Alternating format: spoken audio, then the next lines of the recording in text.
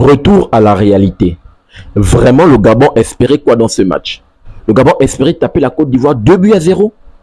2 buts à 0, les champions d'Afrique. Petite parenthèse, je suis gabonais, fervent supporter du vert jaune bleu. Mais aujourd'hui, je n'ai même pas cru quand le Gabon a mené 2-0. Je ne me suis en aucun cas enflammé. Pourquoi? Parce que je savais que le Gabon allait encaisser minimum 2 buts dans ce match. Pourquoi? Parce que je connais les largesses défensives de ma défense. Je sais que défensivement, les gars sont nuls. Défensivement, ils sont nuls de 1, de 2, ils font trop d'erreurs. Du coup, quand j'ai vu 2 buts à 0, je ne sais pas pour vous, hein, mais je savais que on allait encaisser. Minimum 2 buts, je vous dis déjà, minimum 2 buts, on allait sortir de ce match peut-être avec, pour moi, je voyais même un match nul. Mais je ne savais même pas que la Côte d'Ivoire avait à cœur de carrément faire la remontada. C'est carrément la honte, la pire performance du Gabon dans une participation à la CAN. C'est incroyable. Je ne sais pas s'il y a déjà une performance pire que celle-ci. 3 matchs, 3 défaites.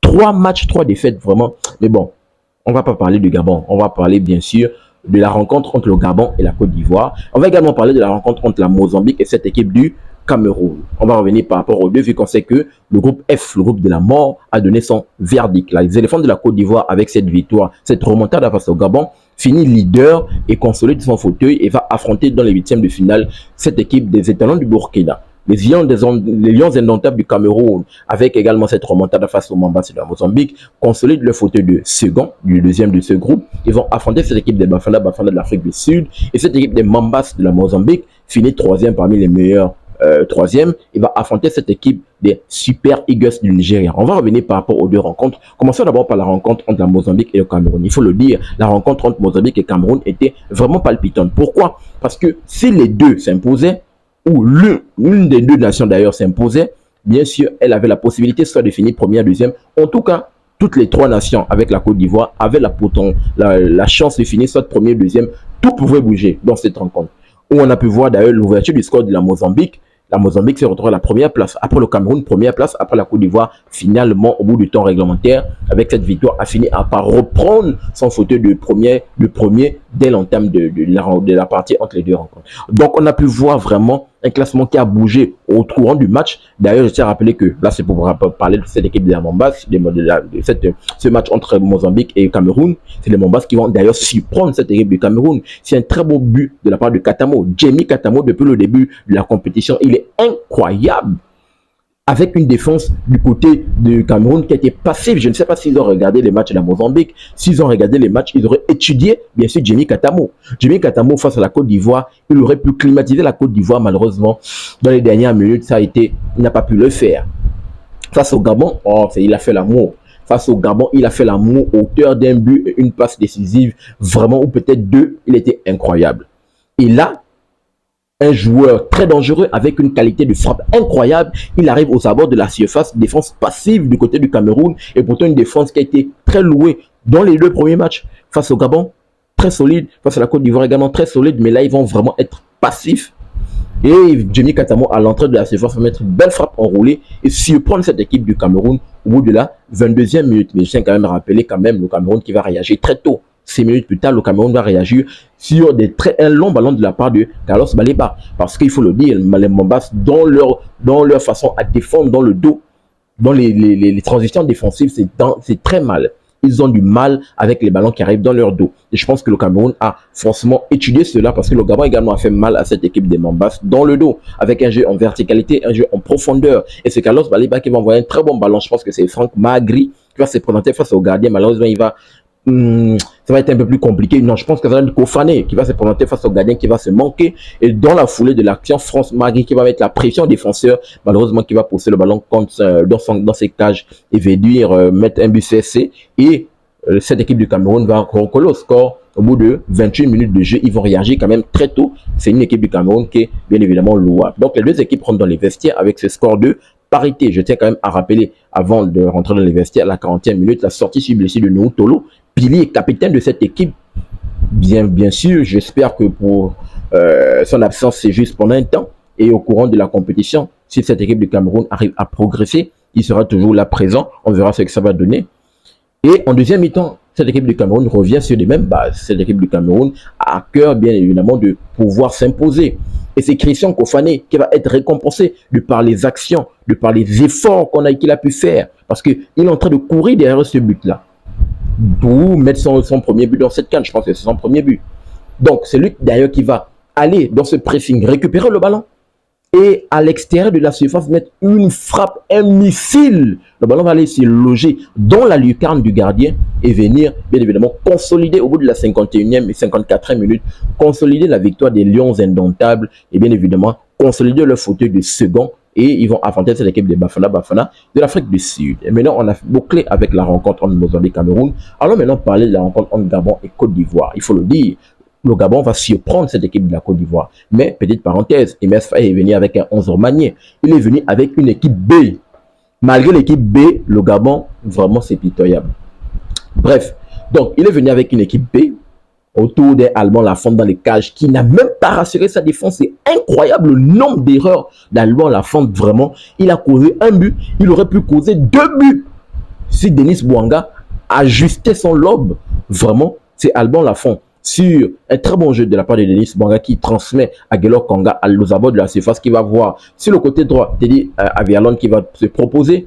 Il va mettre une frappe à Alban Lafont, malheureusement qui va mal se dégager. Et Guelor Kanga, dans la foulée de l'action, va venir mettre son petit tapping et faire 1-0, surprendre cette équipe des éléphants de la Côte d'Ivoire au bout de 11 minutes de jeu seulement. Et comme je le dis tantôt, la défense, comment dire, si ce n'est pas la défense qui est nulle, ce sont des erreurs. L'erreur ici, ça va être qui? Poko. André Biogo Poko, au bout de 18 minutes de jeu, juste après l'ouverture du score, va faire cette erreur dans la surface de réparation. Il va faucher Chris Oulaï et donner le penalty à cette équipe de la Côte d'Ivoire. Heureusement que je pense que c'est pas Chris Oulaï ou qui était hors jeu. Donc malheureusement, il n'y aura pas de penalty pour la Côte d'Ivoire. Donc vraiment cette défense, non, j'ai mal à la tête. Si ce n'est pas les erreurs, c'est la défense qui n'est juste pas présente. D'où je dis que quand j'ai vu 2-0, je ne me suis pas enflammé tellement je connais mon équipe. Je connais mon équipe, je sais de quoi vraiment ils sont capables et vraiment ils ne sont pas venus préparer. Ils ne sont pas vraiment venus préparer dans cette canne, c'est vraiment incroyable. Donc au bout de la 28e minute, cette équipe de Gabon va se mettre à l'abri entre parenthèses. À l'abri, je lis à l'abri parce qu'il y a le 2-0. Ils vont se mettre à l'abri s'il y a un très bon but de la part de Denis Bouanga, très bon travail de la part de André Biogo Poko, qui va se rattraper de son erreur quelques minutes plus tard. Il va se rattraper. Bien sûr, qui va quand même, il faut le dire, le côté gauche de cette équipe de la Côte d'Ivoire aujourd'hui a beaucoup souffert. Donc, avec Avelon qui ouvre le score, Bouanga qui va venir faire ce dribble-là entre les deux centraux, il va s'engouffrer et envoyer un très bon ballon à Denis Bouanga sur l'autre aile qui va venir mettre une frappe enroulée. Alban Lafont encore, il filme tellement beau. Alban Lafont vraiment, je pense que c'est fini là, il faut plus compter sur lui là. Il faut maintenant le mettre au banc là. Donc Alban Lafont qui va prendre ce but de la part de Denis Bouanga et le Gabon mène 2-0 au bout de 21 minutes de jeu. Et Alban Lafont à la 32e minute va encore faire une sortie bête catastrophique. Il n'a pas été rassurant. Heureusement que Denis Bouanga, malheureusement, il ne va pas ajuster son lobe. Sinon, ça aurait fait 3-0. Et peut-être ça devait être un match différent. Donc, heureusement que la Côte d'Ivoire, bien évidemment, par le biais de Jean-Philippe Crasso, ils vont revenir à la barque. Parce qu'on a pu voir une Côte d'Ivoire qui va mieux finir la première mi-temps. Au bout de la 43e minute, c'est Franck Kessié qui va prendre le ballon, remettre à Jean-Philippe Crasso qui est entre les centaux, tellement d'espace, la défense qui est nullissime.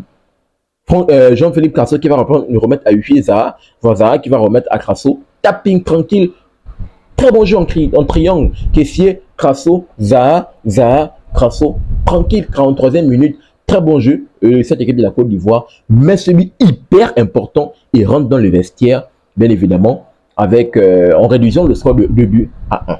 On peut voir la Côte d'Ivoire qui revient en deuxième mi-temps avec, bien évidemment, avec une envie farouche de vouloir faire mal, parce que je pense que Emes Faye forcément a grandi. On peut voir cette équipe des Ivoiriens qui s'est senti vexés. On peut lire ça dans leur body language. Ils ont été vexés. On peut également lire ça dans les contacts parce qu'ils ont été plus durs dans les duels, dans les récupérations. Ils faisaient beaucoup de fautes à l'image d'un Omar Diakité qui aurait pu, bien évidemment, écoper d'un carton rouge. Bon, deuxième carton jaune, significatif d'un rouge parce qu'il y a une action sur le côté où il va bien sûr, faire un dédoublement. Donc, il va amener le ballon. Il était dans la surface de réparation. Donc, c'est Mario Lemina qui va bien défendre, qui va passer devant lui. Et malheureusement, stupide, il va faire ce tac-là Heureusement que l'arbitre, quand je vois la tête de l'arbitre, je pense qu'il doit être comorien ou tchadien. L'arbitre va être clément. Parce que normalement, c'est un deuxième carton jaune. Et là, ça devait être un match différent. Deuxième carton jaune, il aurait peut-être pu donner des sueurs froides et des mots de tête à Emer Faye. Parce qu'il aurait laissé son équipe à 10 contre 11. Heureusement que l'arbitre a été clément. Parce que cette équipe ivoirienne était vraiment dure. Et un Oumar Diakité qui était un peu plus dur. Bien évidemment, je ne sais même pas pourquoi. Les commentateurs étaient même en train de dire qu'il fallait qu'il sorte. Parce qu'il faisait un peu trop de fautes là. Parce qu'il partait un peu trop dans les duels là. Donc, une équipe ivoirienne qui revient vexée, une équipe ivoirienne qui a cœur de faire mal. Et va arriver le coaching payant, gagnant de la part de MS Faye. Il va faire rentrer ses hommes forts. Il va faire rentrer Amad Diallo, il va faire rentrer Evan Guessant, il va faire rentrer le plus jeune petit Touré. Je pense que c'est sa deuxième sélection. Et c'est un autre match qu'on va assister. Corner, 84e minute. Encore la défense nulle du Gabon. C'est incroyable. Corner. Comment c'est possible que Evan Guessant est le seul à sauter? Aucun défenseur n'est capable de venir le gêner. C'est incroyable. Aucun. Il saute plus que tout le monde. Il saute seul. Déterminé pour venir claquer cette tête. Pour venir recoller les deux équipes à 2 buts partout. C'est incroyable la défense. Comme je dis, je savais qu'on... Oh là là, je connais cette équipe. Je connais cette équipe. Je connais. Donc, 84 minutes, Evan Guessant. Coaching payant quand même du côté de MS Faye. Evan Guessant qui va réduire la marque. Touré qui est également rentré dans le temps additionnel. Première minute de temps additionnel. Si un très bon jeu de la part de Amad Diallo, c'est en train d'entrer de Amad Diallo. Il s'est amusé, c'est incroyable. Amad Diallo qui va changer de côté, du côté de Opéry. Opéry qui va faire un très bon son. Et c'est Touré qui va mettre cette tête, bien évidemment, plongeante pour venir encore une défense passive. C'est incroyable. Oh non, non, non, non, non. Et en fait, aujourd'hui, les gars là m'ont donné les mots de tête. Ils m'ont donné les mots de tête, c'est vraiment incroyable. Vraiment, on n'était pas prêt. On n'était vraiment pas prêt. Donc, Touré qui va mettre cette tête-là et venir faire 3-2. Donc, le score aurait pu être large si l'arbitre, bien évidemment, aurait accordé le dernier but de Diomandé sur un très bon jeu. Je pense que Amad Diallo qui est quand même dans sa ligne, dans son compte. Mais je n'ai pas vu la dernière, ce qui s'est passé parce que j'ai allumé la caméra pour revenir. Mais je pense qu'il était peut-être en jeu de quoi, un chouïa peut-être de l'épaule ou de la tête ou des cheveux, machin et tout. Donc il ne va pas accorder bien évidemment la passe décisive pour Amad Diallo pour Diomandé qui va bien évidemment mettre 4-2. Malheureusement, il ne va pas accorder ce dernier but. Donc, il faut le dire, la hiérarchie a été respectée, bien évidemment, malgré le fait que les positions ont bougé. Dans Mozambique qui était retrouvé à la première place, après c'est le Cameroun. Au bout du temps réglementaire dans les deux matchs, la Côte d'Ivoire finit premier de ce groupe, le Cameroun deuxième, la Mozambique troisième et malheureusement le Panthère du Gabon dernier, 3 matchs, 3 défaites. Incroyable. Donc, on connaît les affiches les huitièmes de finale. La Côte d'Ivoire va affronter cette équipe des étalons du Burkina, duel de l'Afrique, derby de l'Afrique de l'Ouest.